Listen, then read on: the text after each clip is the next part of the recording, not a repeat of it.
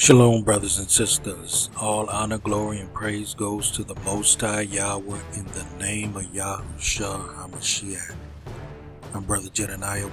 Welcome to another video.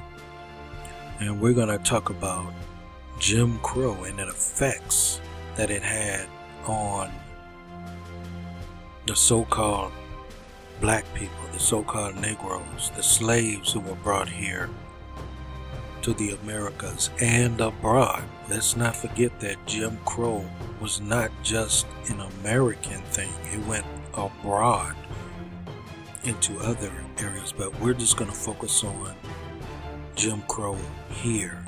And this is just a small portion.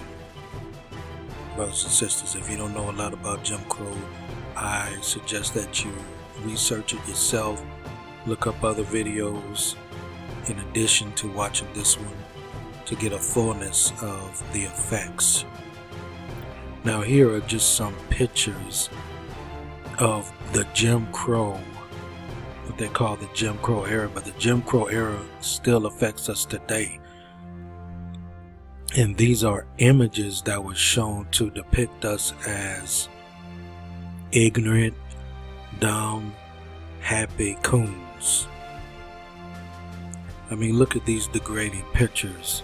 Ragged, funny to look at, according to them. They just so happy being our slaves. And this is, of course, this is us trying to fight that and fight segregation and fight all this Jim Crow coonery that they portrayed in pictures and in movies. And on, and even in games, brothers and sisters, we were dunked for fun. I mean, it's just a hot mess. Jim Crow was just as worse as slavery. So our slavery never ended, brothers and sisters. Whenever it was supposed to end, it never ended. Even under the Emancipation Proclamation, it never ended.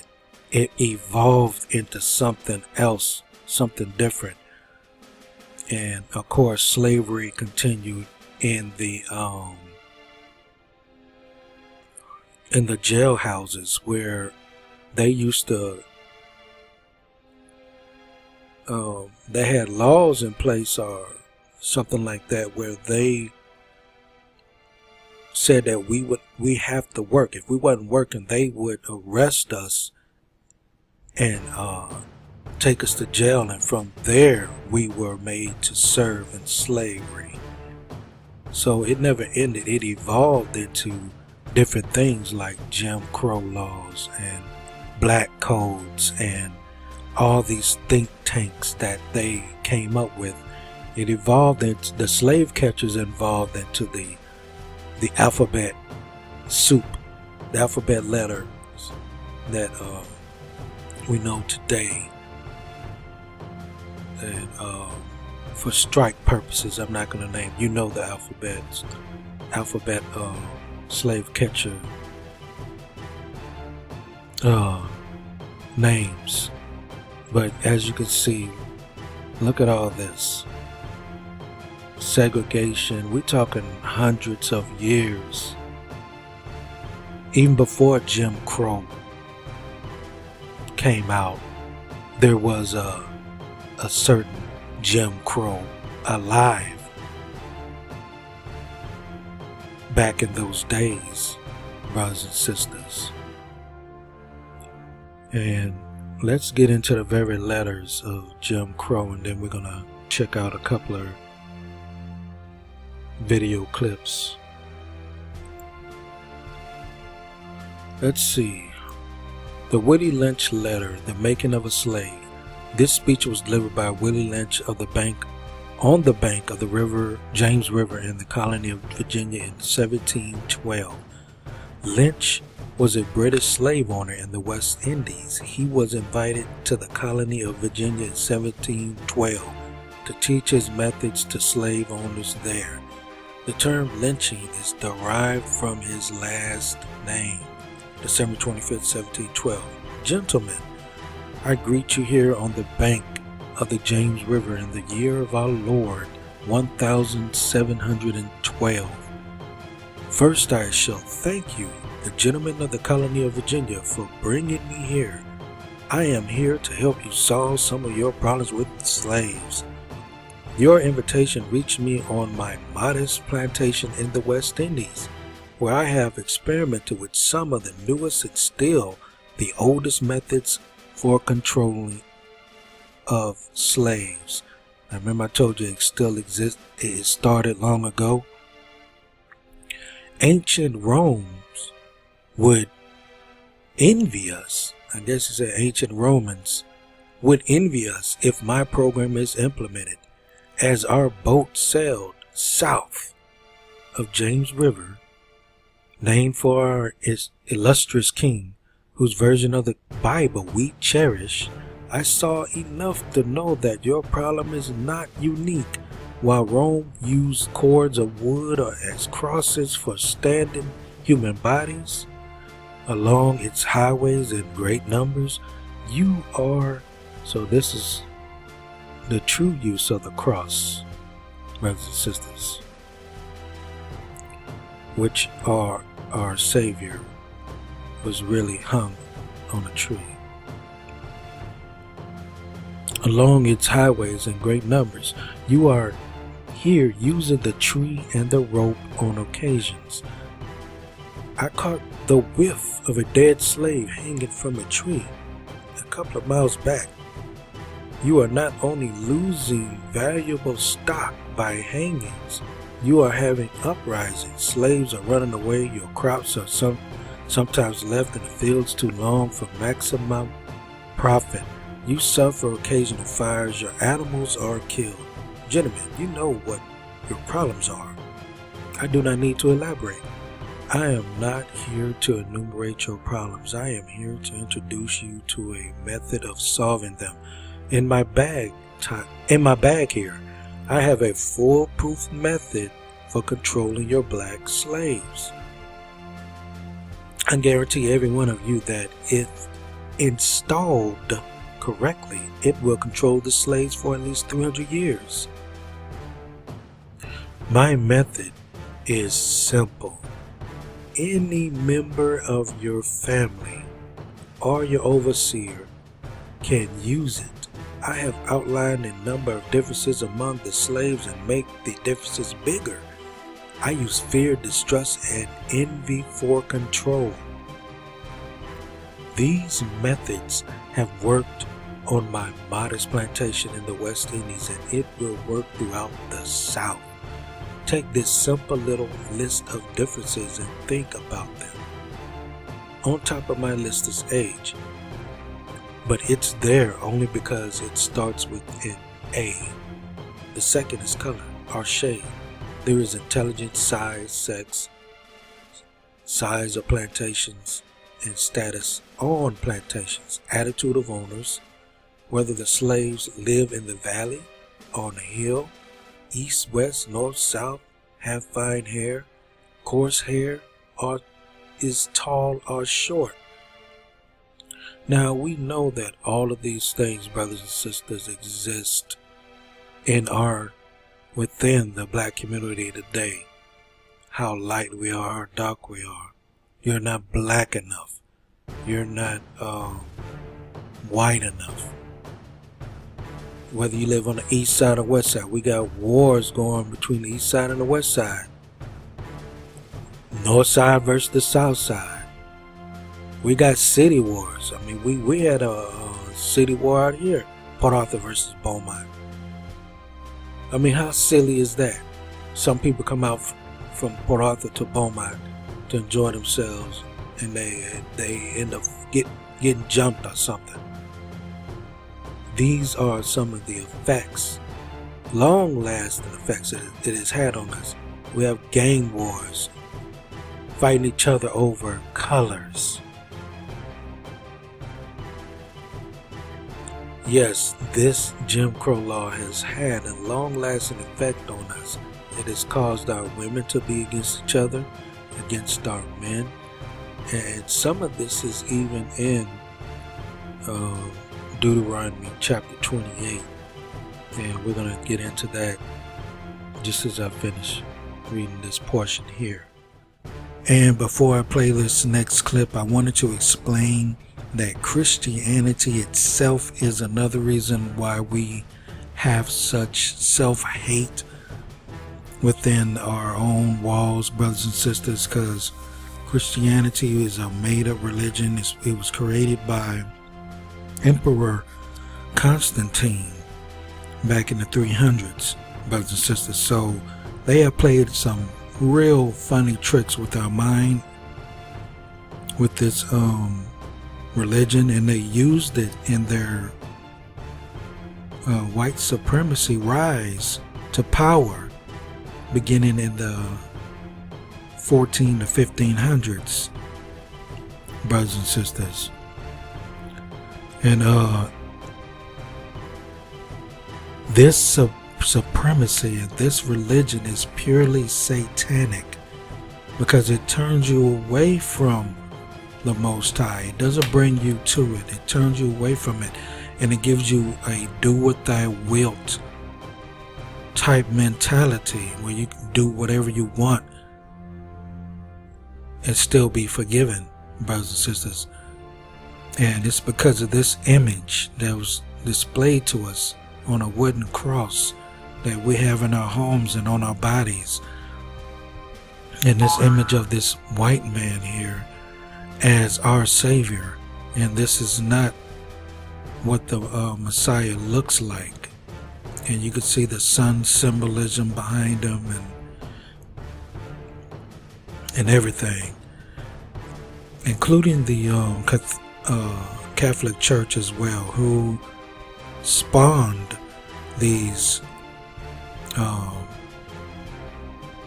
Protestant churches. So the Protestant churches came out of Catholicism, which is a root of Christianity, the root belief, the root system. And you have to go back to Catholicism and its roots and how it began to understand today's Christianity, which fries our minds into white supremacy, dealing with this image right here. So check out this clip and see how they further deceived us and got us to even hate one another because we didn't look like them. We didn't look like this image. Yes, sir.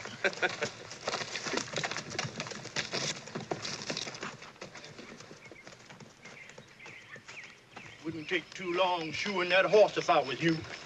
Wouldn't take too long. I'd write enough say I wouldn't take too long. You hear, massa? Toby Guinea man? Hear him tell old Fiddle about making you into some righteous sort of field hand? Lord, you don't even know your name.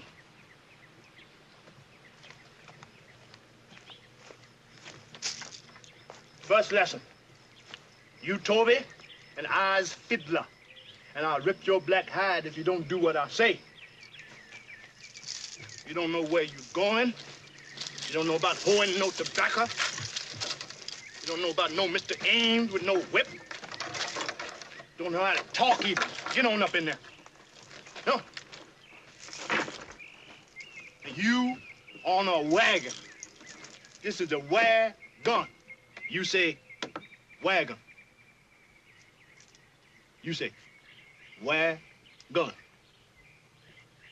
Wagon. Good, Jenny man. Now, Master give you a new name, too. Master say you name Toby. That's who you is, yeah? Toby. I's Fiddler. Fiddler. Fiddler. Because I plays for the Christmas and the Jubilo. Sarah's Fiddler, that's me. And you say Toby. Kunta. Kunta Kinte. No, that's your African name. Master give you a new name. Master say, you name Toby. Hey, what's the matter with you? Cut me loose. Kunta Kinte.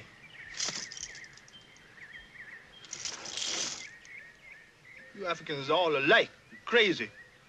Must say your name is Toby. That's who you is. Okay, it says a couple miles back, you are not only losing valuable stock by hangings, you are having uprising, slaves are running away, your crops are sometimes left in the field too long for maximum profit, you suffer occasional fires, your animals are killed. So this just shows again that the slaves was running away, and it says, key word, they were valuable stock. For y'all that don't know, y'all can research this. Look at the Dow and the Dow Jones. Look at the stock market. The Dow Jones is the highest companies that make money on the stock market. When you go back and do your research from Chase Bank and on, right, you'll find out that all these companies had their first institution of wealth came from slaves. It didn't come from an investor or this and that. And even if it did come from an investor, that investor was getting money off of slaves. If you know anything about a business, when you start in a business, you have to have an investor. You want to buy a building? Who's your investor? You want to do XYZ? Who's your investor? Okay. So, second thing, he says, our king, talking about King James. King James was a black man. Okay, that's first of all. King James was not a white guy, a white gay guy, as they would like to say, right?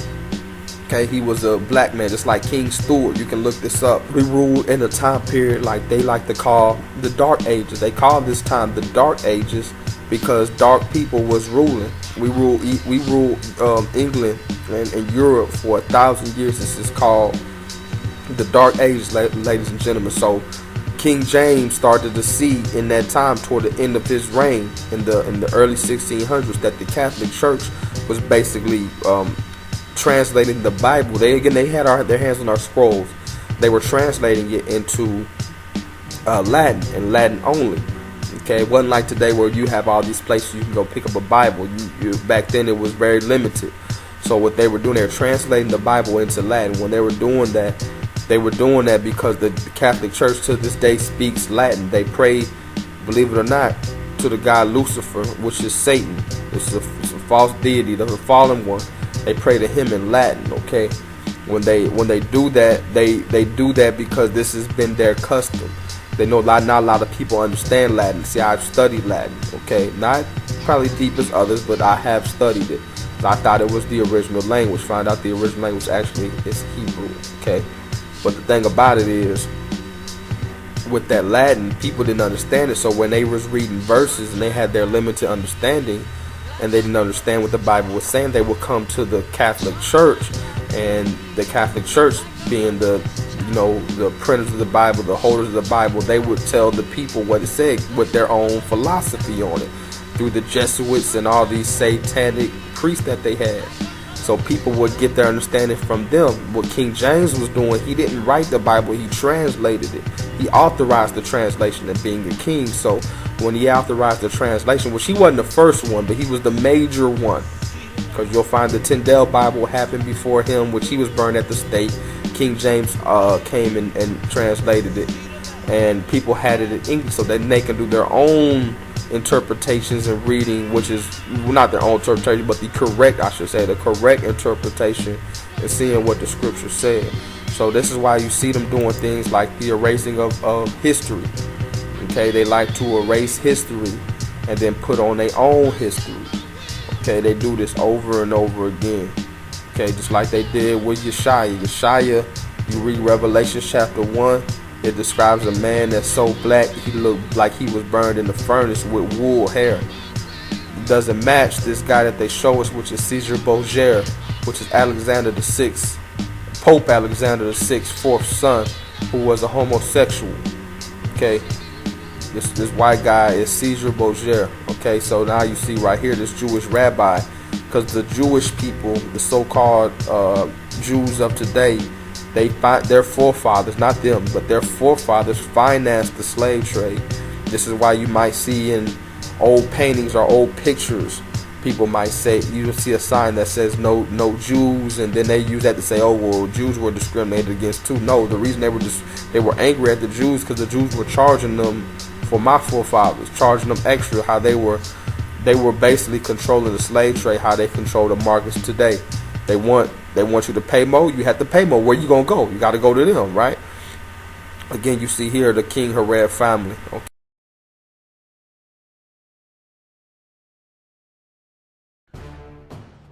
Now that you have a list of differences, I shall give you an outline of action. But before that, I shall assure you that distrust is stronger than trust, and envy stronger than adulation, respect, or admiration. The black slave, after receiving this indoctrination, shall carry on and will become self-refueling and self-generating for hundreds of years, and it has, maybe thousands. Now, of course not thousands, but let's read on. Don't forget, you must pitch the old black male versus the young black male, and the young black male against the old black male. You must use the dark-skinned slaves versus the light-skinned slaves, and the light-skinned slaves versus the dark-skinned slaves.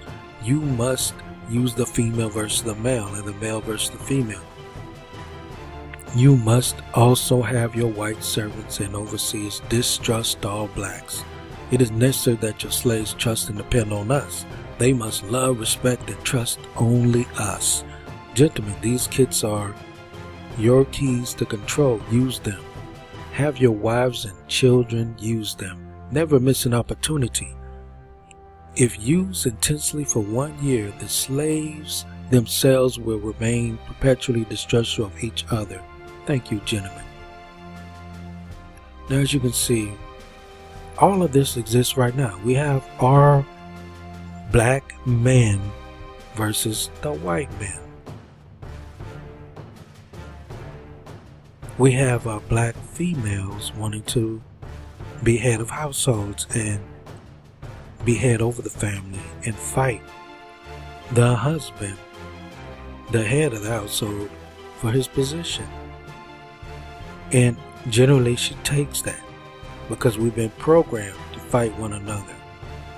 And we have the female reigning over and ruling over the houses today. And that's why you have a lot of single family homes, brothers and sisters. But before we get into reading Let's Make a Slave, let's view this clip. Okay, now that we finished viewing this clip, and let's go ahead and read this here, and we're going to get into some of the Deuteronomy 28 curses that were put upon our people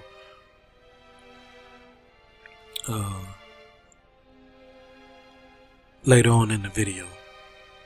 Let's make a slave. It was the interest and business of slaveholders to study human nature and the slave nature in particular, with a view to practical results.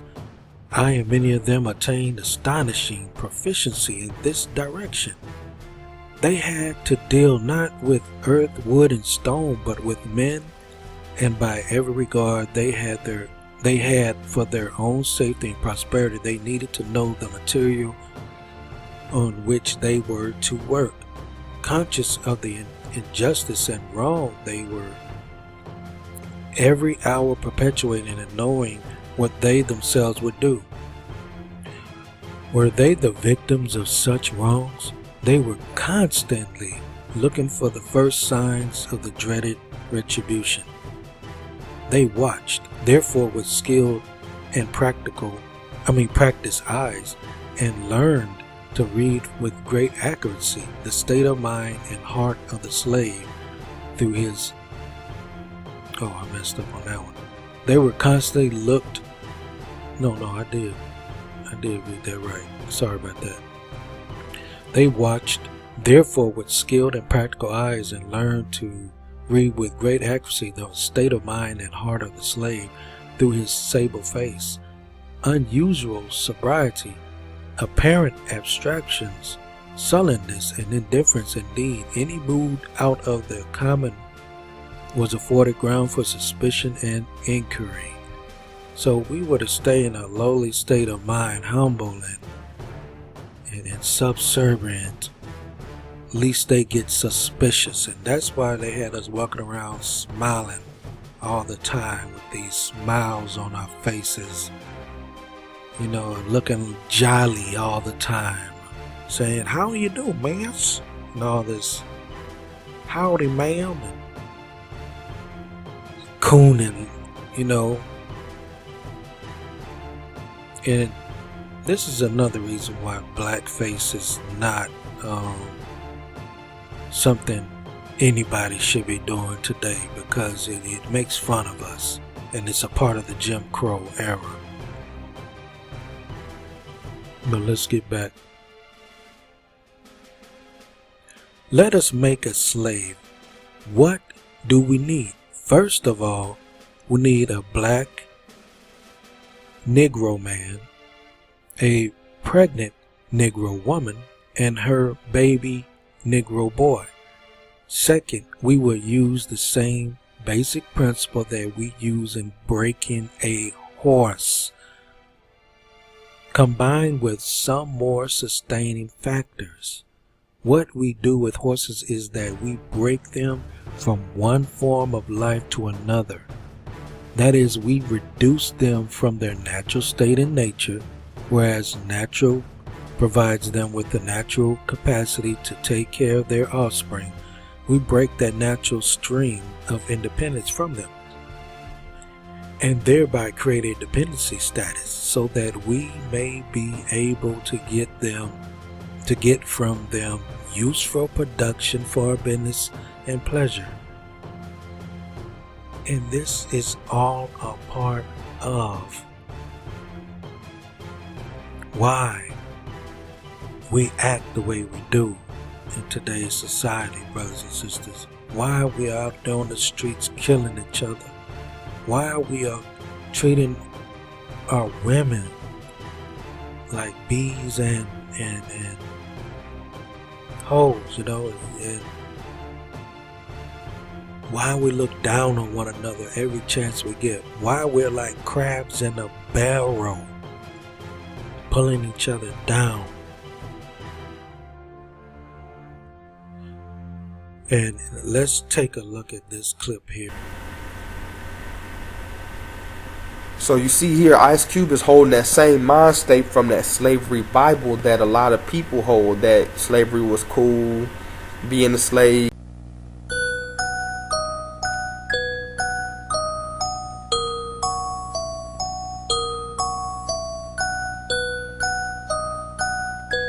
A is for Auntie, the oldest there all. She rocks all us children to sleep in her shawl. D is for Daniel, who tends to the door. He took care of Massa way back for the war. F is for Felix, who won't do no work. He's lazy and shiftless and ready to shirk. Z is for Zonia, chunky and small. But here come the missus, so I guess it's them all.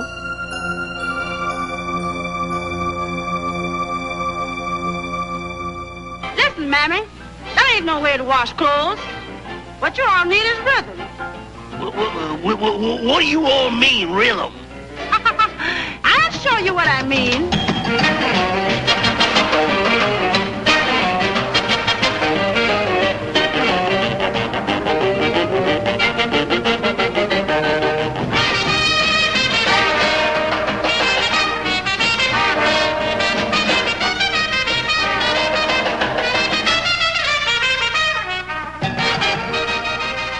The mammy, the pickaninny, the coon, the sambo, the uncle. Well into the middle of the 20th century, these were some of the most popular depictions of black Americans. Rubbly up dub! Rubbly up dub. She rubs and rubs her knuckles right on down to the nub, yeah. By 1941, when this cartoon was made, images like these permeated American culture.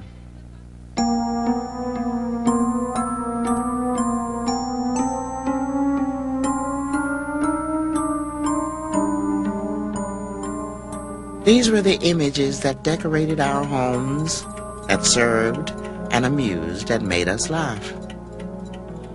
Taken for granted, they worked their way into the mainstream of American life. Of ethnic caricatures in America, these have been the most enduring.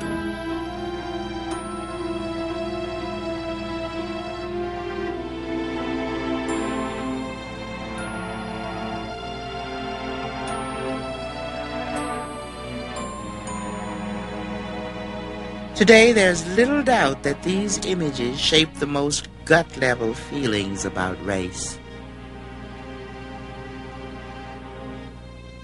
When you see hundreds of them in all parts of the country, persisting over a very long period of time, they have to have meaning. They obviously appeal to people. They appeal to the creator, but they appeal also to the consumers, those who read the look at the cartoons or read the novels or buy the artifacts.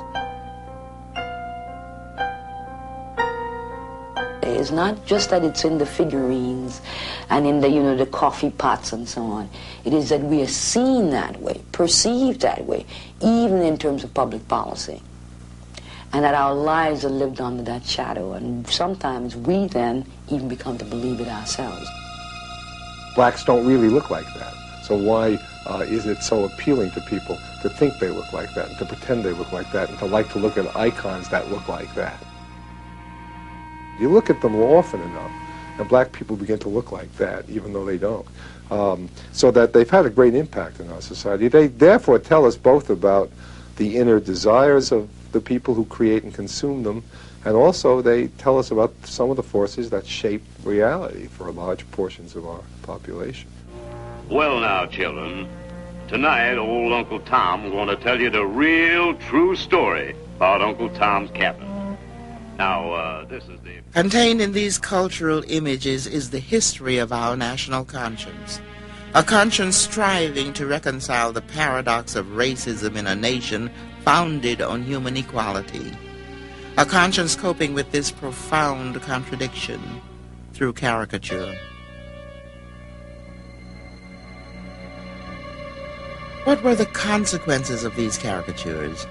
How did they mold and mirror the reality of racial tensions in America for more than 100 years? I got a hat on my head, shoes on my feet, so what need I care? For I'm the luckiest coon in this town.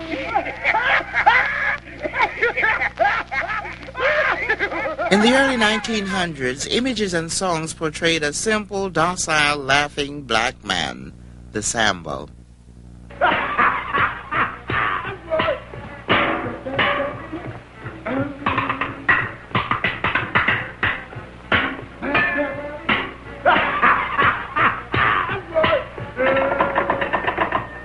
This image became one of the classic portrayals of black men in film. Carefree and irresponsible, the Sambo was quick to avoid work while reveling in the easy pleasures of food, dance, and song. His life was one of childlike contentment. Doggone cat, that boy quarter town, isn't it? I'm away from that grown box. Well, can I help it because I got an ear for music? Yeah, that all you got is a ear for music and a mouth for folk songs. You better get a desire for work. Don't think you... The Happy Sambo began his stage life in the late 1820s when a man named T.D. Rice brought a new sensation to American theater. Rice was known as an Ethiopian delineator, a white comedian who performed in blackface. The name of his routine would later become the symbol of segregation in the South. The Jim Crow was a dance that started on the plantations as a result of dancing being outlawed in 1690. Dancing was said to be crossing your feet by the church. And so the slaves created a way of shuffling and sliding to safely glide around the laws without crossing their feet. The slaves had a saying for their cunning in skirting the law. Wheel about and turn about and jump just so. Every time I wheel about, I jump Jim Crow. According to legend, T.D. Rice saw a crippled black man dancing an exaggerated Jim Crow dance. Rice took the man's tattered clothes and that night imitated him on stage.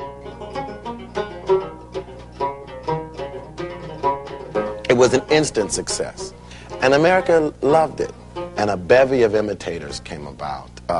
Literally hundreds of men tore up their clothes, discarded their perfect dialects of the black man, and began to do this exaggerated character dance, which became known as the Jim Crow character.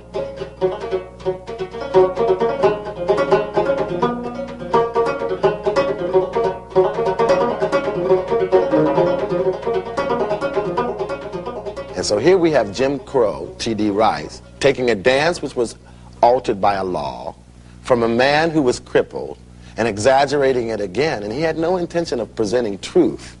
But what was bought by the majority of people in Ohio and in the Louisiana Territory and in along the Erie Canal was that this was a true image. And it was a devastating image.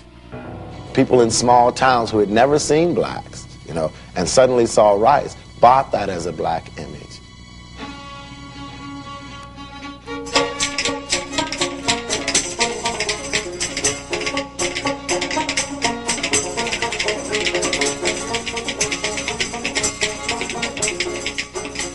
In 1843, a group of blackface performers joined together to form a single troupe. Instead of delineators, they called themselves minstrels. The minstrel show captivated broad audiences, mostly in the North, and emerged as America's first form of national popular entertainment.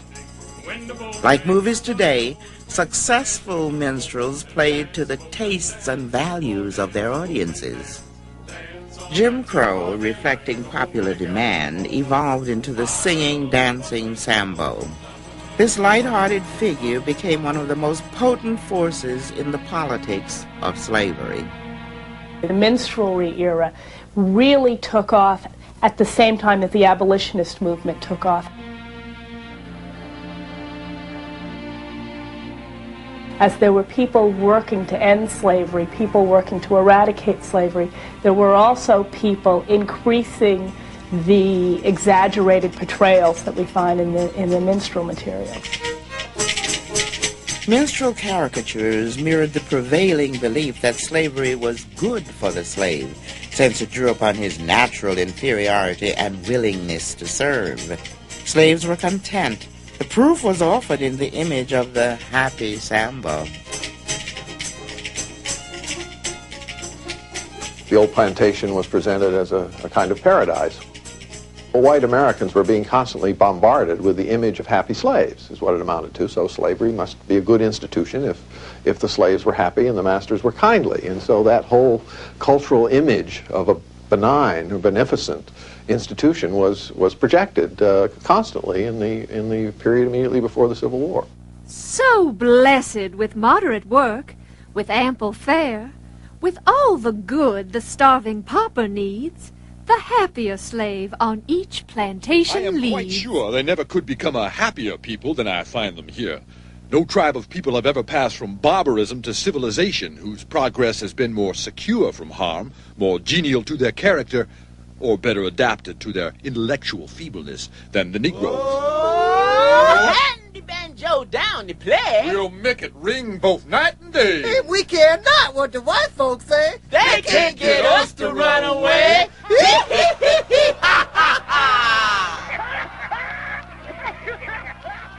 Time and As you can see, this is where the entertainment industry comes in, with buck dancing and buck cooning and doing what masters say, or you get ousted. You get ousted in the entertainment industry, brothers and sisters, if you do not cooperate with them. And as you can see, all these entertainers and artists and singers, dancers, and all play to the tune of whom we are enslaved to and whom we are afflicted. Boxers as well. They have to play to the same tune.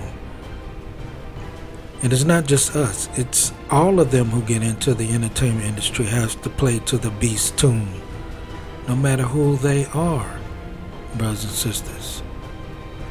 This is one corrupt society, and even, over here in sports, they have to buck dance and play to the tune of the master. And it's not just us, it's them as well.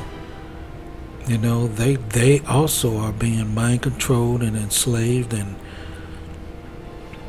everything. I mean, we got it worse on our end because we have to deal with white supremacy as well and everything that come with it. Jim Crow and Willie Lynch and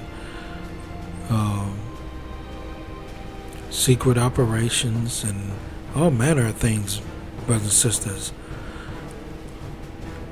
And for instance, BET, Black Entertainment Television, we don't own that. They own that. And look at the shows that they produce. It has nothing to do with us gathering, coming together, supporting one another. It's all drama and mess. They may throw in every now and then a few little stories just to keep us in line and docile. And that's why they let Bill Cosby show run so long, because it was a docile type of sitcom, brothers and sisters. So don't be deceived, brothers and sisters, because we are being treated this way, and we treat each other horribly because of them and their pushing of their agendas to keep us turned against another, keep us fighting one another, keep us buck-cooning and stabbing each other in the back, playing in all their movies and listening to their music, the music they want us to listen to. It programs us over time, and that becomes our reality, and that becomes our world. And so the mass media has a whole lot to do with the way we act. So we need to turn from them and start supporting our own media outlets, brothers and sisters. But it's very important to know why they are doing this to us, because we are the true chosen children of Yahuah. We are the ones spoken of in the book.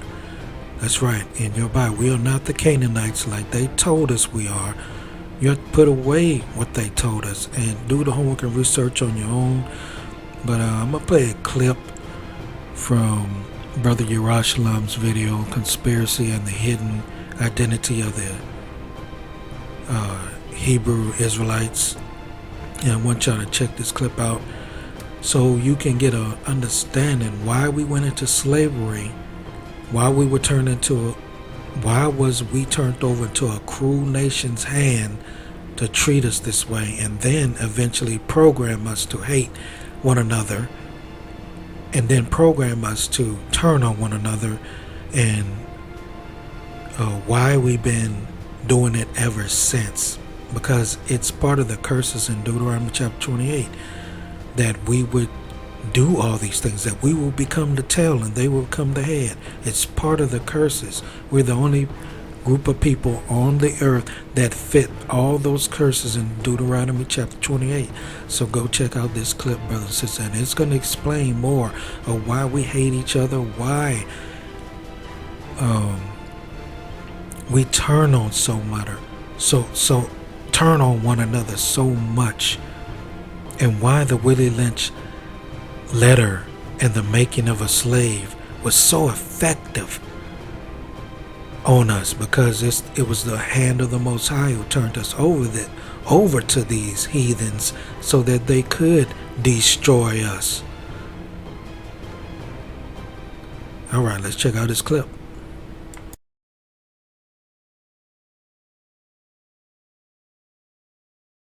Black history. According to the public school system, Negroes were brought to America in 1619, forced to work as slaves on plantations, until one day this great white man named Abraham Lincoln came along and felt bad for the slaves, and signed the Emancipation Proclamation in 1863, which freed the slaves. But there were still some bad whiteys in the southern states that passed Jim Crow laws for segregation. Afterwards, there came more whites that felt bad and then gave blacks civil rights in the 1960s, then allowed a black man to have the presidential office named Barack Obama. Now blacks are finally equal to whites. We can all get along. The end. Now, moving right along to our English lecture for the day. I don't think so.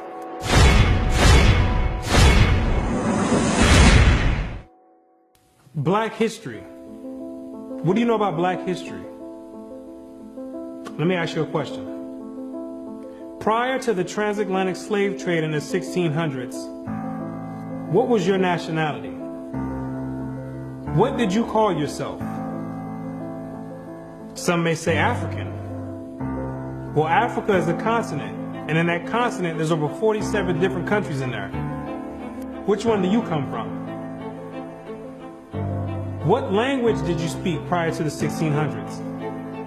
Was it English? There's over 1,500 dialects being spoken in the land of Africa. Pick one. What clothing did you wear? Was it high heels and stilettos? Skinny jeans and Vans? What food did you eat? Hamburgers and hot dogs? French fries and SpaghettiOs? What religion did you partake in? Who was your God? Was it Christianity and Cesare Borgia?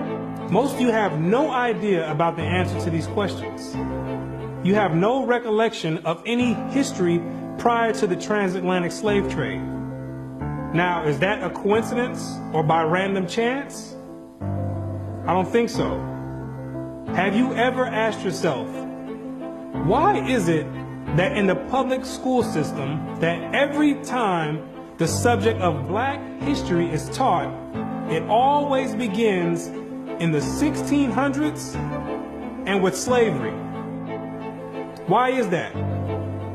Doesn't that raise some antennas and spark inquiry? Why is it that the public school system is so committed to revolving black history solely on the past 400 years? Why is that? Is it because there's a deficiency in historical data? Or maybe because there's no history at all prior to the 1600s. Maybe black people just poofed out of thin air, sporadically, landed on slave ships, and they said, hey, we got a new species here, and start importing and exporting them all over the world. Maybe that's what happened. The question arises, what is the drawback on this history? Why does it keep being withheld? What's the big idea about it? Why is it being held hostage? That's the question. Why can't it be expounded on? 100 years prior to the 1600s? 300 years? 500 years? 1,000 years? Why is that information not being revealed? What's the big secret? What's the mysticism about it? What you're going to come to realize is that your identity is the biggest kept secret on the planet Earth. Oh, you thought that NASA and the space station and the secret missions being conducted by them, oh, you thought that was the biggest kept secret on Earth. No, this is bigger than that. You thought that the government and the CIA and the FBI hiding information about UFOs and Planet X and Nubaru and aliens, you thought that was the biggest information and biggest kept secret. No, this is bigger than that. The elite Confederate has spent billions of dollars and constructed an innumerable amount of psychological stratagem to ensure that you never received and acquired this information that's about to be put out. You're about to receive pertinent information from some of the most reputable biblical scholars, historians, and archaeologists. And they all know something that you don't know. And that's your identity. Ham, the youngest son of Noah, born probably about 96 years before the flood, and one of 8 persons to live through the flood. He became the progenitor of the dark races, not the Negroes, but the Egyptians, Ethiopians, Libyans, and Canaanites. Wait, the churches and the pastors, which are set up by the government, all teach in unison a doctrine that all black people come from the seed of Ham. But once you open up scholastic sources, you'll find out that the biblical scholars say something totally different from what's taught in Orthodox Christianity. What do they mean by Ham is the father of the dark races but not the Negroes? The Negroes themselves are a dark race of people, so how can you say that Ham is the father of all these dark races and exclude the Negroes? What are the biblical scholars trying to convey? What the biblical scholars are saying is that you're not African. There's only 4 families according to the Bible that make up the native population of Africa, or the land of Ham. And the biblical scholars know that you don't descend from any one of those 4 families. In order to write that in a scholastic and academic book, the biblical scholars have done extensive and thorough research on both the so-called Negroes and the Africans, the native Africans. And they came to the conclusion after the extensive research that the Negroes don't have anything to do with the native Africans at all. They're 2 totally separate people. In the 1840s, Morton collaborated with George R. Gliddon, an Egyptologist, who provided him with mummy heads and information about the racial significance of Egyptian tomb inscriptions. In Crania Egyptiaca, published in 1844, Morton pointed out that both cranial and archaeological evidence showed that the Egyptians were not Negroes. In 1840, Dr. Morton was trying to find out the racial origin of the so-called Negroes that were in America in slavery. So he got together with the Egyptologists, which supplied him with the mummy heads, and what he did was conduct an extensive research on the cranial remains of the heads in Egypt, in contrast to the cranial remains of the heads in America. And what he found out is that the Negroes that were in slavery were not Africans. He found out that the skulls were 2 totally different types of skulls. The Negro's head was longer than the Egyptian head. The physical characteristics from the outside look similar, with the thick lips and the broad nose. But once you start delving into the real characteristics, he found out that there were 2 totally different people, as abolitionists and colonizationists had maintained, and that in fact, blacks had been relegated to the same servile position in ancient Egypt as in modern America. But what Dr. Morton did discover is that the Negroes that were serving slavery in America served the same position and servitude in ancient Egypt when they matched other skulls and other cranial remains in Egypt. They said these are exact matches. So what are the scholars saying? What you're going to find out is that they're saying that you are the biblical Israelites. Yes, you're the same exact people that served slavery in the land of Egypt. You're the same exact people that God sent Moses to go redeem under the hand of Pharaoh. You're the same exact people. And when you read the Bible, you'll find out that slavery is a central theme in the Bible. It's a reoccurring theme with the Israelites. The Israelites cannot run away and get away from serving slavery. It continues to happen over and over, all the way up until today. You came out of Egypt as slaves, came down into the land of Israel. No sooner as you got there, then you had the Assyrians come, capture the land of Israel, and take you and make you slaves. In the 9th year of Hoshea, the king of Assyria took Samaria and carried Israel away into Assyria. You came out of the land of Assyria, went back to the land of Israel. Then the Babylonians came, which are the modern day Ethiopians, the Cushites, came to the land of Israel and made you slaves. So all Israel were reckoned by genealogies. And behold, they were written in the book of the kings of Israel and Judah, who were carried away to Babylon for their transgression.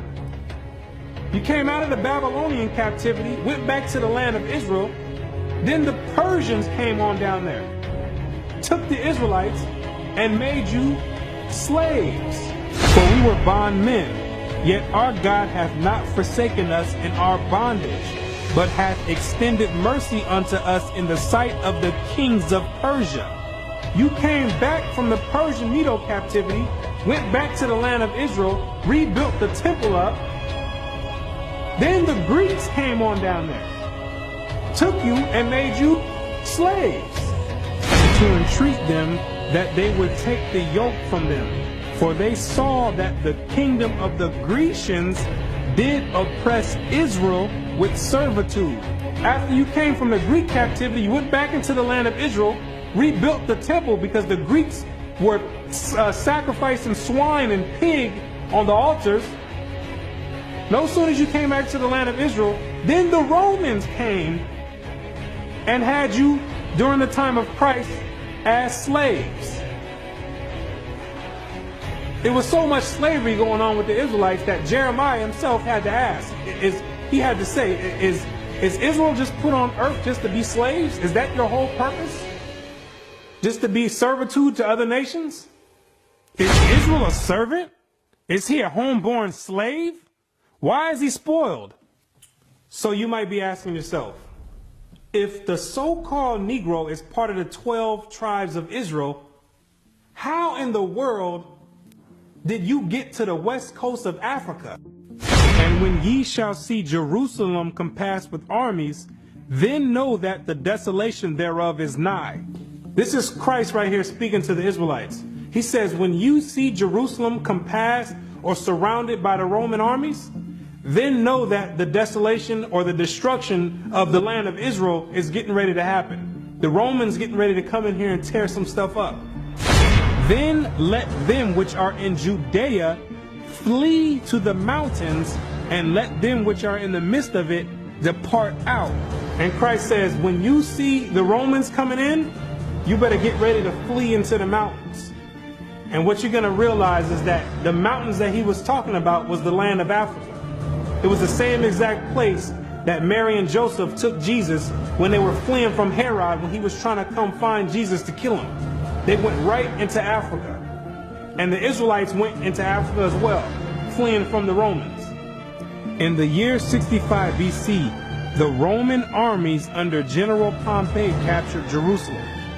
In 70 AD, General Vespasian and his son Titus put an end to the Jewish state with great slaughter. During the period from Pompey to Julius, it has been estimated that over 1 million Jews fled into Africa, fleeing from Roman persecution and slavery. The slave markets were full of black Jewish slaves. Over 1 million of you Israelites fled from the land of Israel into the land of Africa, running away from the Romans, because the Romans was coming to put slaughter to the Israelites. The ones that didn't take heed to the prophecy of Christ, when he said you better leave and go to the mountains, go to Africa, when they got caught by the Romans, they were taken back to Europe and sold in slavery and put in servitude and became gladiators, put in the lions' dens. The pagans and the Romans attacked the Jews indiscriminately. Both the Jewish soldiers and the uninvolved peaceful population without mercy. As a result of this merciless attack, many Jews fled to those parts of northwest Africa known as Tunisia, Algeria, Morocco, and Mauritania. Many other Jews fled to other areas where Rome did not have any jurisdiction. This was to the region of the south, the Sahara Desert, and the Sudan. Grazel says, such is the explanation of how the Sahara Desert first acquired Jewish tribes, toughened by a fighting tradition and possessed of physical characteristics, black, which it is said still makes them approximate very closely the original Jewish population of Palestine. And after migrating from Israel and dwelling on the northwestern parts of Africa, after you were fighting vigorously with the Romans, you had no choice but to start migrating to the southern regions of Africa, where the Romans didn't have any jurisdiction. because the Romans were relentless and they were adamant about putting all Israelites to death. So in order to get any type of peace, the Israelites had to start migrating to the sub-Sahara parts of Africa. The scholars know this for a fact. The biblical scholars know this for a fact. They know all the history of the Israelites and their migration patterns.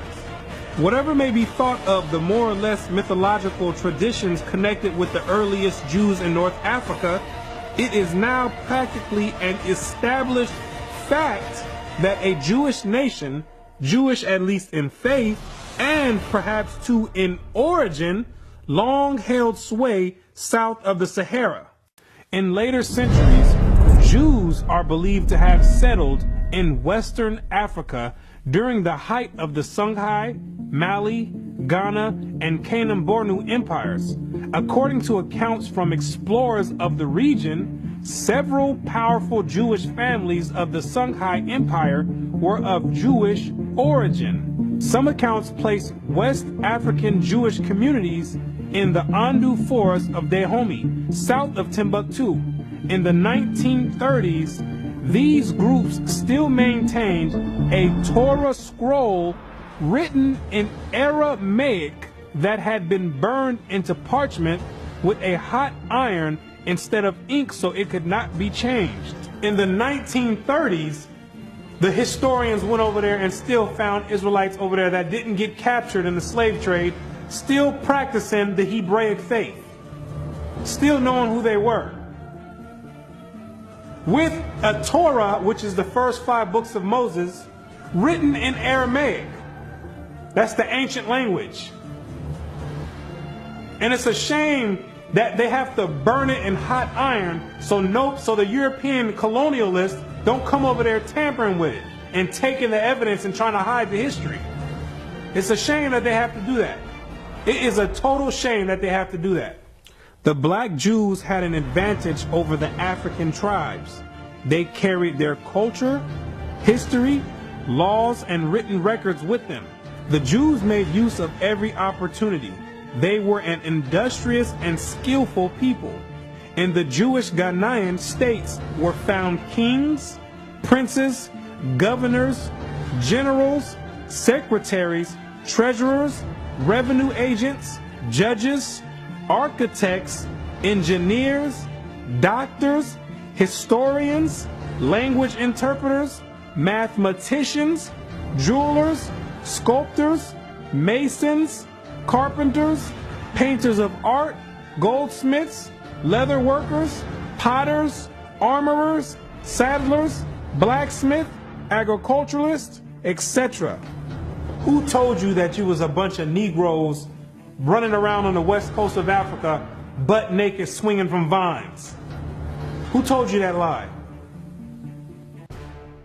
And in that, it says, neither slavery nor involuntary servitude, except as a punishment for crime, whereof the parties shall have been duly convicted, shall exist within the United States, or any place subject to their jurisdiction.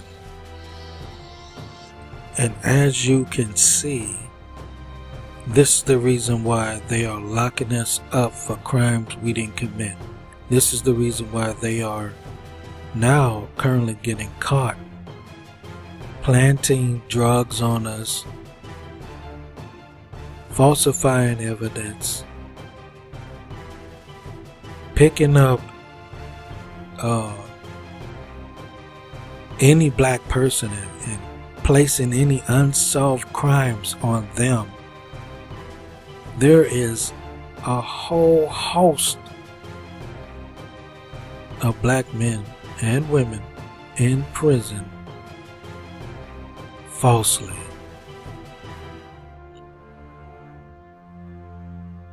And once they get you in the system and in their prison, they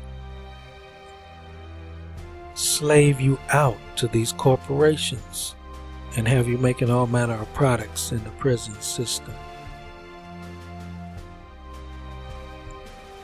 This nation is the most wickedest nation that has ever risen on the face of this earth, brothers and sisters.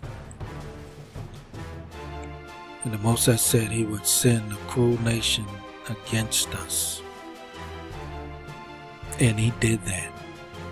A nation that we know not, where we would serve their deities and we would build their nation and not enjoy it. And we did that. And they call us lazy. They call us uncontributing. They call us uncivilized. They call us savages. This has an effect, psychological effect on us, brothers and sisters. All of this had a searing effect on our mind, on our hearts, on our souls. Let's get back to reading this. Cardinal principles of making a Negro. For fear that our future generations may not understand the principles of breaking both of the beasts together, the Negro and the horse, we understand that short, they called us a beast. I see that. We understand that short-range planning economics results in periodic economic chaos, so that to avoid turmoil in the economy, it requires us to have breadth and depth in long-range comprehensive planning, articulating both skill, sharp perceptions. We lay down the following principles for long-range comprehensive economic planning. Both horse and Negroes is no good to the economy in the wild or natural state. Both must be broken and tied together for orderly production.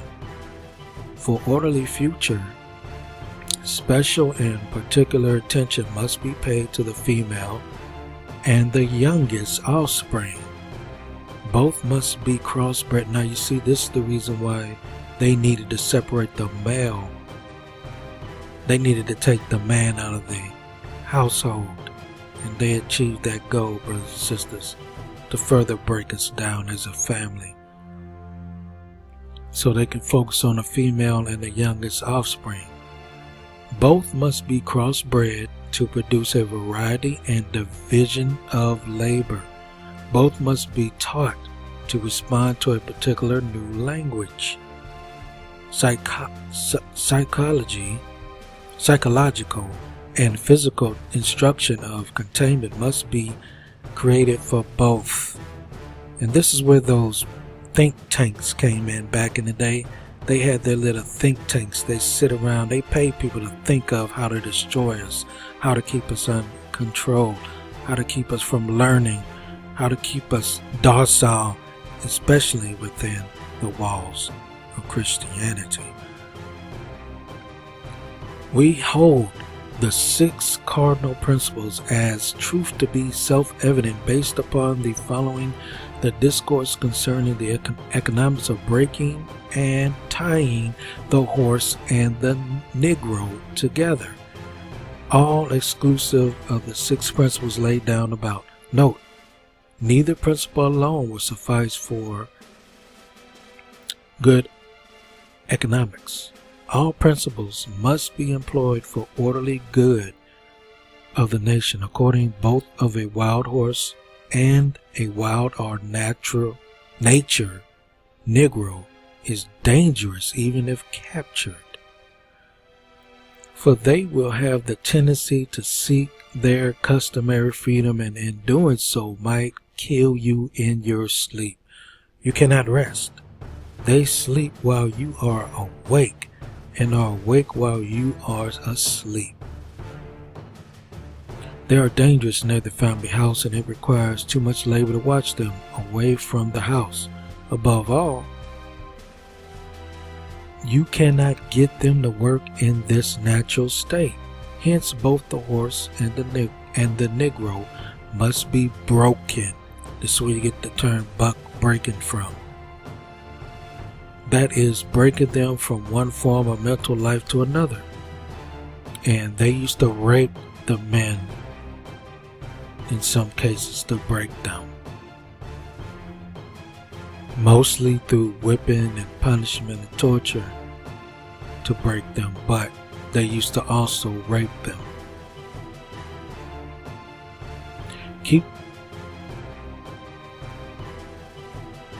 Keep the body, take the mind. In other words, break the will to resist. And that's why we have such a hard time today fighting back, and we want to stay in our place. Brothers and sisters, it's been passed down to us from our parents who taught us how to behave with them. Now the breaking process is the same for both the horse and the Negro, only slightly varying in degrees. But as we said before, there is an art in long-range economic planning. You must keep your eye and thoughts on the female and the offspring of the horse and the Negro. You see how important it was to break the man,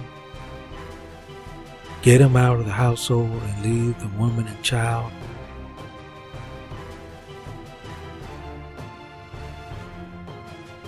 My goodness.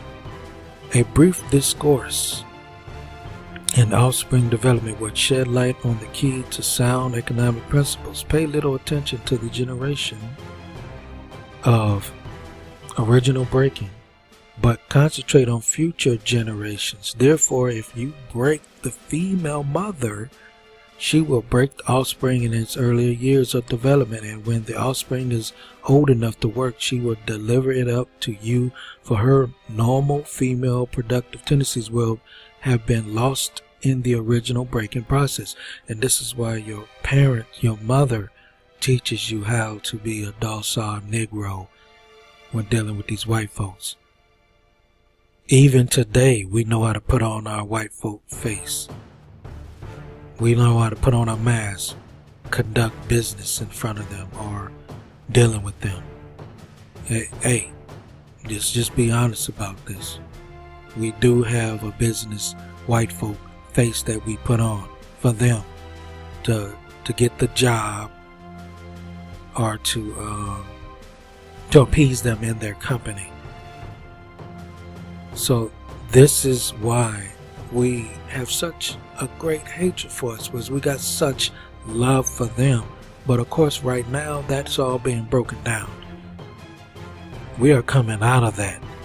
We are coming out of this, brothers and sisters. For some of us, a lot of us are not though right now. So we got to keep on working on breaking the psychological mindset that was set upon us through these buck-breaking processes, this Jim Crow and making of a slave processes. For example, take the case of the wild stud horse, a female horse and an already infant horse, and compare the breaking process with two captured Negro males in their natural state, a pregnant Negro woman with her infant offspring.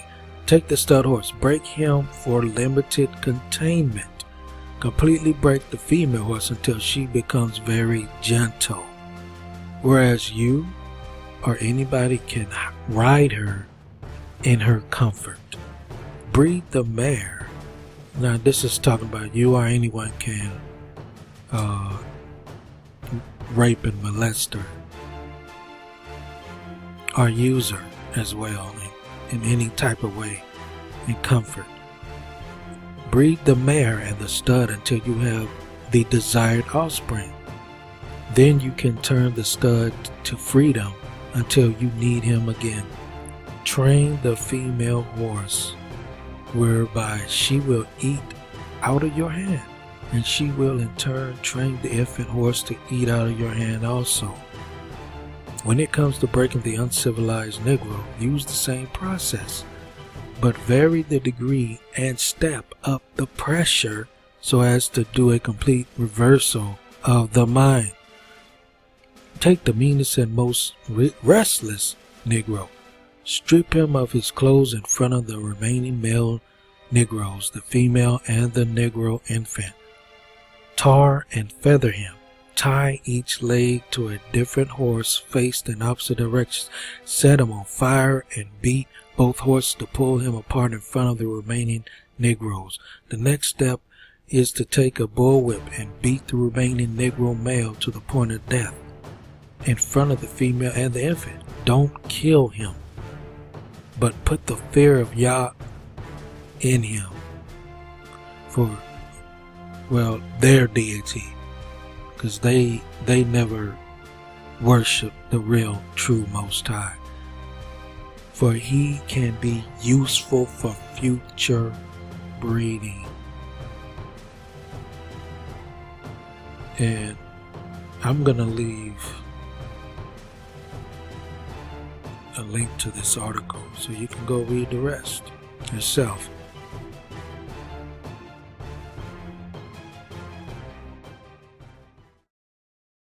Hey guys, welcome to Hip Hughes History. We're going to take a quick look at the term Jim Crow, its meaning, its influence, its impact on the United States of America, because you need to know, whether you're a kid in school, whether you're a lifelong learner, or whether you're cray-cray on the internet, understanding Jim Crow should be a requirement of citizenship.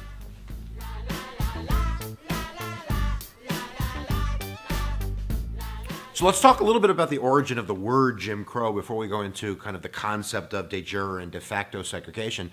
Jump Jim Crow was an old song and dance routine that originated in 1828, which was written by a white comedian by the name of T.D. Daddy Rice, who would perform in blackface, basically to make fun of slaves.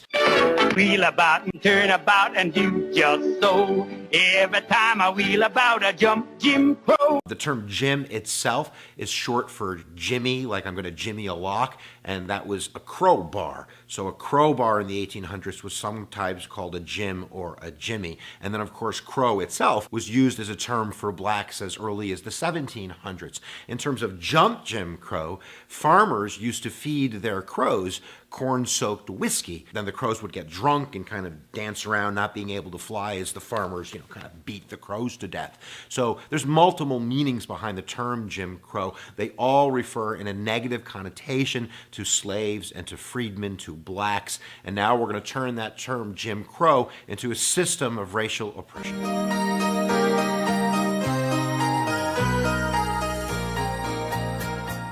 So Jim Crow laws, and that would be segregation de jure, meaning that by jurisdiction, local and state ordinance, and we're also going to talk about federal ordinances, which mandate by law segregation. Now, early on, right after the Civil War, and that's where we're going to start in 1865, we still had those southern governments that were being controlled by kind of Confederate forces. So those southern, white, Democratic-dominated legislatures would pass something called black codes right after the Civil War that severely limited the rights of these new freedmen.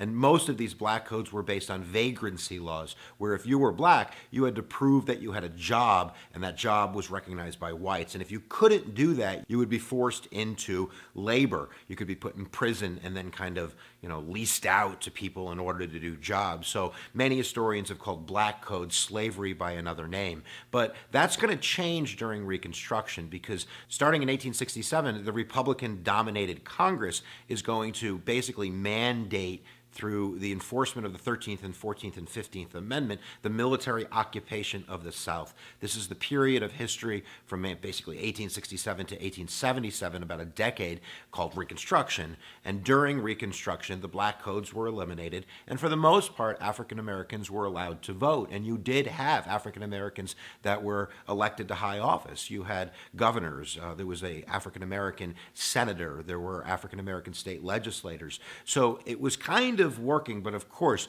it's all being held together by military occupation. And then there was an incident in Louisiana in 1873 called the Colfax Massacre. And this is really kind of the Southern Democratic forces trying to coalesce around groups in order to take back what they see as their rightful place as leaders of these Southern governments. And in Louisiana, at the Colfax Massacre in 1873, there was a group called the White League, and this White League League, unlike the Klan, which was kind of a terrorist under the ground organization, the White Leagues and the Red Shirts, groups throughout the South, were open about their, opposition to African American rights and their wanting of power. So at Colfax, this White League basically attacked a courthouse that was being held by Republican forces, and we basically have a mini civil war at Colfax. We ended up having about 150 African Americans that were murdered, maybe more. We're not really sure about mass graves and people that were thrown into the river and such, but that culminated in a federal trial with the conviction of some of those people who did that based on the 1870 Enforcement Act, saying that Congress is going to have the ability to prosecute people that are violating the rights of freedmen. In 1876, the Supreme Court comes out with a decision called United States v. Cruikshank, where they basically kind of take the teeth out of the Enforcement Act by saying that because this White League was not a government group but a private organization, the Enforcement Act didn't hold, that private groups could discriminate. You had to get them a different way. You probably had to use state and local courts, which weren't going to work back then. So that's kind of a breakdown of federal control over the Southern governments and the rise of what's going to become Jim Crow. And then really it all falls apart in the election of 1876. You can watch, there's a video on the Compromise of 1877. You can click down in the description below to watch that. But basically there is a deal in the presidential election where the Southern Democrats kind of give their votes to the Republicans in Rutherford beat Hayes. Samuel Tilden, the Democrat, lost, even though he was from New York. That's another story. But the sticking point, the compromise, the sellout, is going to be the end of military occupation in the South by Reconstruction forces, that they're going to be able to own their governments again. And this is really the beginning of the birth of Jim Crow and segregation de jure down South. So let's take a look at some of the specifics of what Jim Crow laws we're talking about and how they're going to affect freedmen, African Americans in the South as they seek to claim the mantle of the American dream.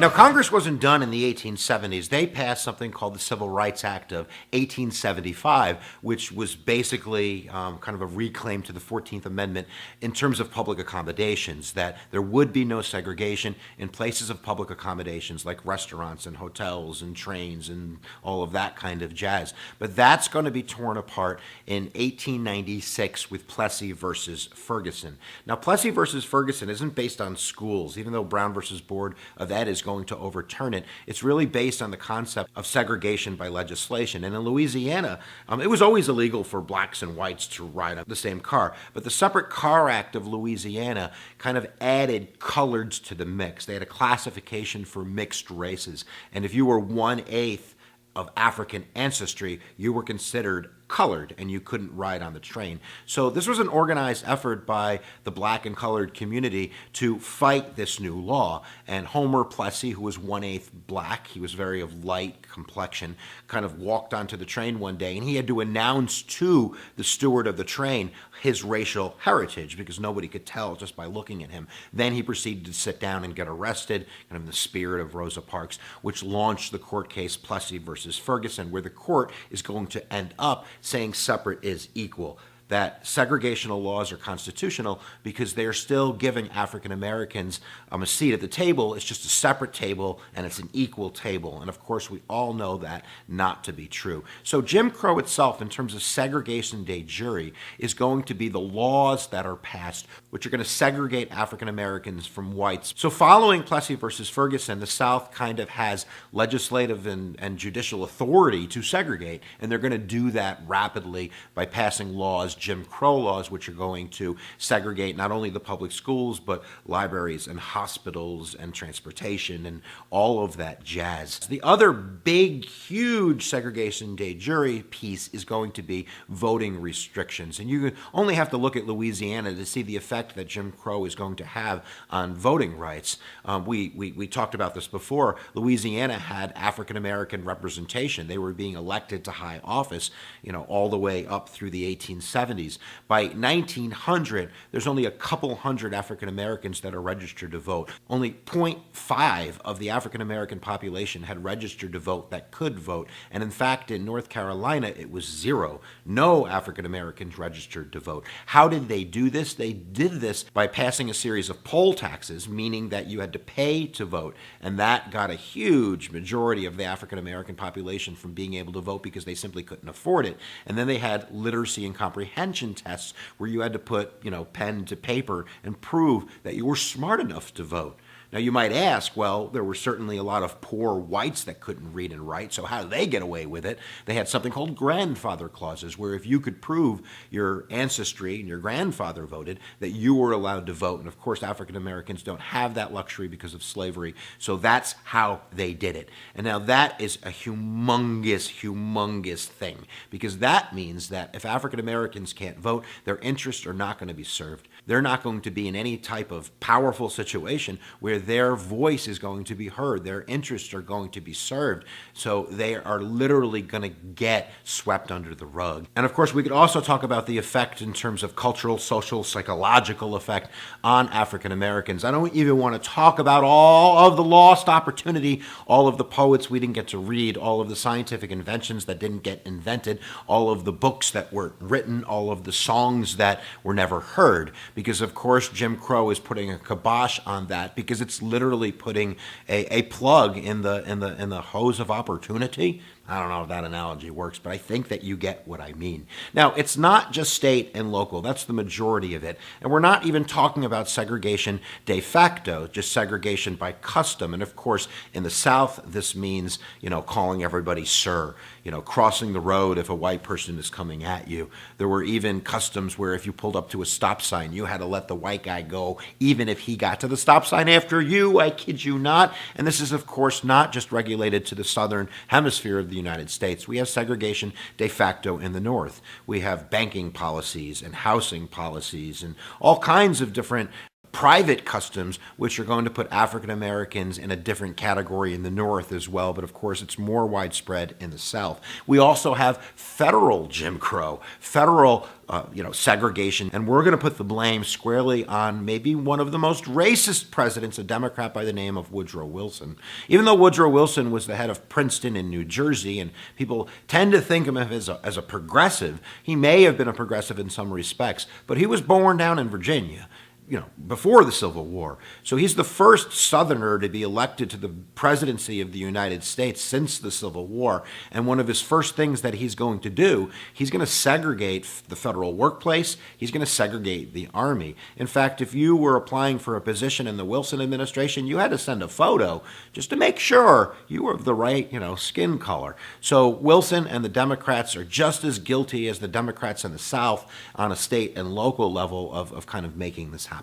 So we've talked a little bit about, Jim Crow in terms of segregation de jure and a little bit of segregation de facto. There's lots more that we could talk about. And of course, the enforcement of at least segregation de facto and I guess segregation de jure is happening through the use of terrorist organizations like the KKK, which are widespread throughout the early 20th century, which are going to use intimidation, humiliation, and violence to make sure that African Americans are put in their place, that they're not fighting back. But why don't we start talking about kind of the slow road to the end of this, century Jim Crow system of racial oppression.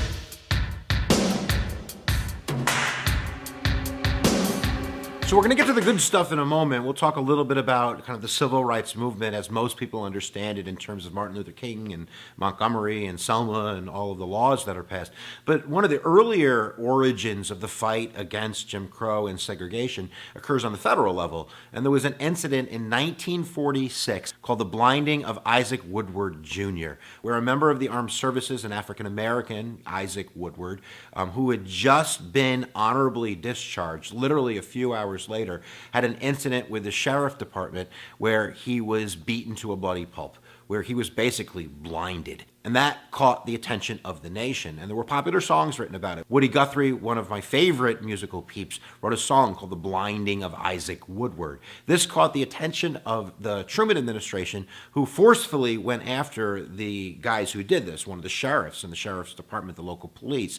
They were then tried in a federal court in South Carolina where it happened. And of course, you know what happened. They were all found not guilty by an all-white jury.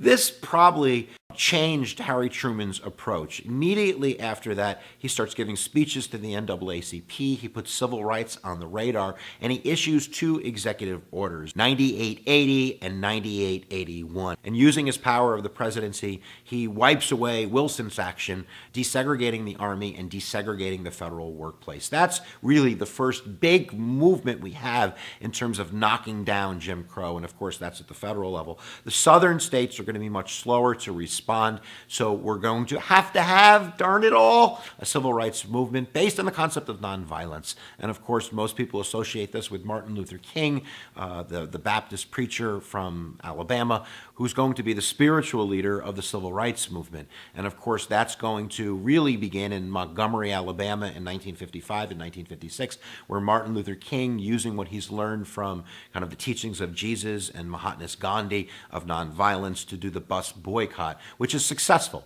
It was successful. They desegregated the buses. They showed African Americans and progressive whites that they could use their power as citizens to boycott and to engage in civil disobedience in order to change the law.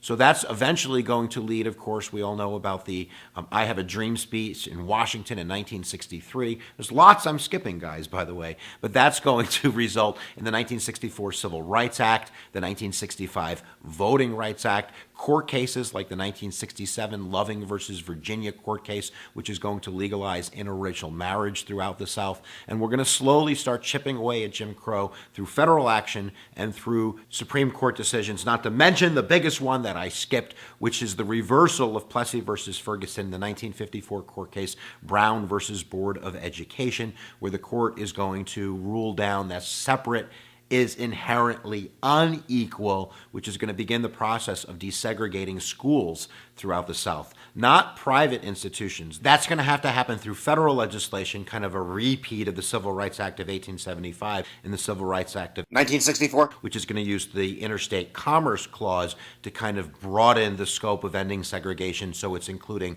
public accommodations, hotels, restaurants, and such like that. That's going to be challenged in the heart of Atlanta Motel versus United States, where the court is going to upheld the Civil Rights Act of 1964, really striking down segregation in the southern hemisphere of the United States. And of course, that's going to be followed up in 1965 when King and the civil rights forces focus on voting rights. They get the 1965 Voting Rights Act, which is going to basically put voting registration and elections under an umbrella of federal oversight to make sure that these places that are discriminating aren't doing that as much, and African Americans are going to be able to vote again and start to participate in the American democracy. In 1968, we get the Federal Housing Act, which is, of course, addressing the housing discriminatory practices that are occurring out throughout the United States. And that's pretty much the end of big federal legislation to attack the heart of Jim Crow.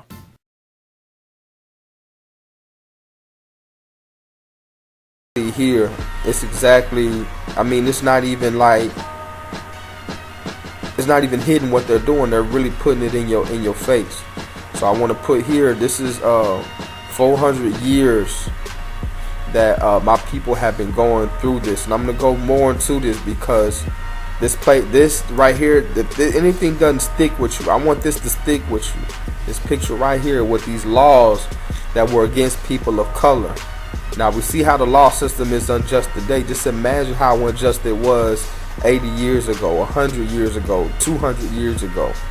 Okay, the freed slave wasn't free. That's what y'all don't understand. The free slave only was free to an extent. Okay, so we see right here, this is one of the first cases I ever studied in school, and I had to read it it blew my mind. It's the Dred Scott case, and basically it's saying that if you black or of quote-unquote African descent, you don't have any rights to be a citizen in the land of America, period. You don't have any rights. you are considered a second-class citizen. And we see the results of this to this day. This is written in the Constitution, 3/5 of a person. I just want to ask you, other nations, if you're watching this and somebody's talking to you about that, you feel any kind of way, how would you feel if it said this about you in the Constitution? You'd be marching on the White House right now.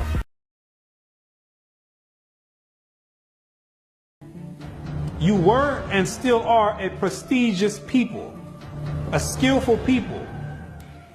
The decline of Jewish communities of the West African Maghreb most likely began with the influx of Arab invaders into North Africa starting in 640 CE and later into West Africa in the 1300s and 14 CE. So after you had established communities and empires on the west coast of Africa, after the 7th century, that's when Muhammad and his band of thugs came down there to the west coast with the Quran in one hand and a sword in another one.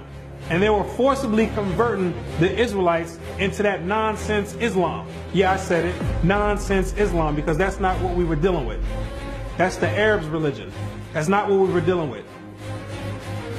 And that was the decline of the Hebraic community over there in the west coast of Africa. And that was the forefront in the beginning of the slave trade.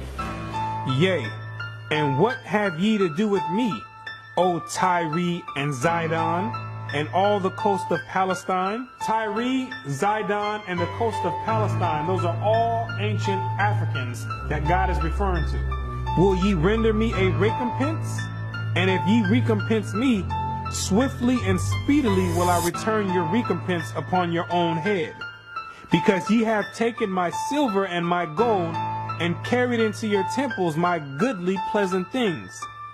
The children also of Judah and the children of Jerusalem have ye sold unto the Grecians. The Africans got together with the so-called Grecians or the Europeans, and they commenced in selling the Israelites that were dwelling on the west coast of Africa in slavery. There's your slave trade right there in the Bible. Both buyers, Europeans, and sellers, Africans, saw the people traded into captivity on the African coast as outsiders. Now, why did those Africans see you as outsiders? Because you were some people that migrated and encroached on their land. They knew you were not the same exact people. The customs that you had, the way you moved, they knew you were not the same people, so they had no problem commencing in a slave trade with the Europeans. Do you be crazy to believe that Africans were selling their own people? That makes no sense at all. When the Europeans put that in the textbooks, they're using technicalities, saying Africans sold other Africans. When they're using technicalities, what they mean to say is native Africans were selling Israelites that were living in Africa. And you never had any Hamites gather up those Israeli Jews who are calling themselves us and sold to the Europeans. Just more evidence and proof, brothers and sisters. And in these last days, we are seeing us waking up. We are seeing, and it shall come to pass when all these things are come upon thee, the blessing which we experienced in the beginning, we had blessings upon us, but we kept being disobedient, and the curses that come upon us, and now the curses are starting to lift off of us and starting to come upon their nations, which I have said before thee, and thou shalt call them to mind among all the nations. And that's the reason why you have black Hebrew Israelites speaking up, saying who we are among all the nations. Whither the Most High thy Elohim have driven thee, wherever we're scattered, we're starting to realize who we are, come to our culture, our history, and our nationality, and we're speaking up, saying these things, and shall return unto the Most High thy Elohim. That's why we're saying, hey, Come back to the laws, statutes, commandments. Come back to our feast days. Walk in our ways. Put on our dress code again.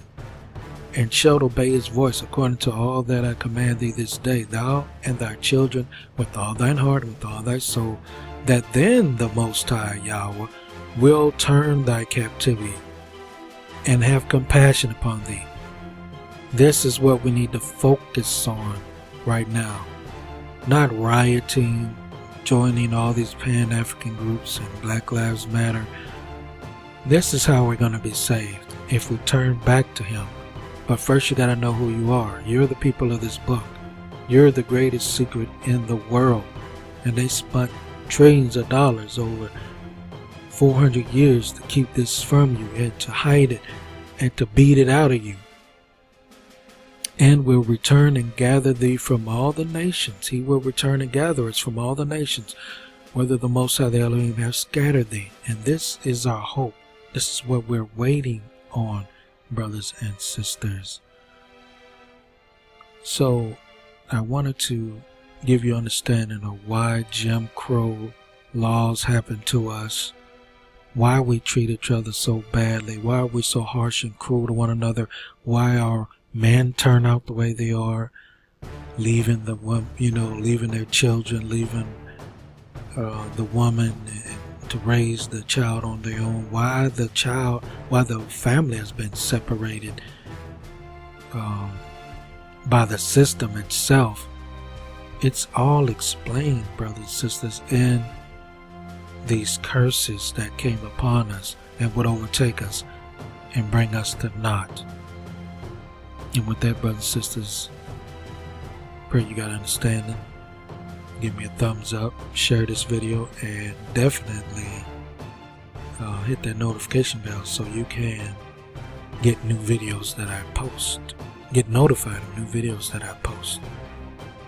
Shalom.